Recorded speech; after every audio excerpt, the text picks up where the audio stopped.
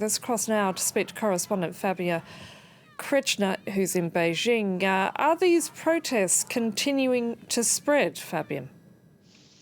Yeah, I mean, last night was really very historic here in Beijing. The first time that large masses gathered, and it was really a very political protest. They shouted slogans like "the country belongs to the people, not to the party," etc. And this morning when I went to the protest site, it seemed relatively calm, but there was a heavy police presence and many police also in plain clothes. And me as a journalist, when when they identified me, they also kicked me out there. So it's really tough right now, but it still seems calm. In Shanghai, however, there's really much more crackdown going on. Several people have been arrested only for refusing to show their Chinese ID card. And yeah, I mean, it's still early in the evening, so there could be much more gatherings happening. But so far, at least here in Beijing, it's relatively calm. And what options do the Chinese government actually have?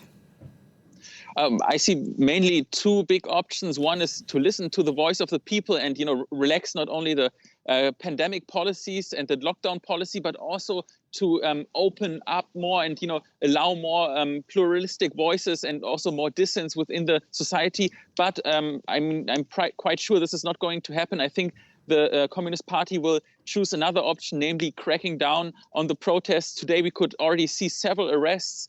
Also, one journalist, British journalist, was beaten down and also detained. And there's a lot of big data surveillance going on here. I mean, that's quite intimidating. And most people who are Chinese and go out to protest on the street, they're risking several years of prison potentially. So I think it's really very hard to sustain the protests, but the anger will definitely remain. And given what you've just been saying, I mean, if you talk to Chinese people, I mean, they're clearly aware, as you say, of the risk that they face by taking to the streets to protest.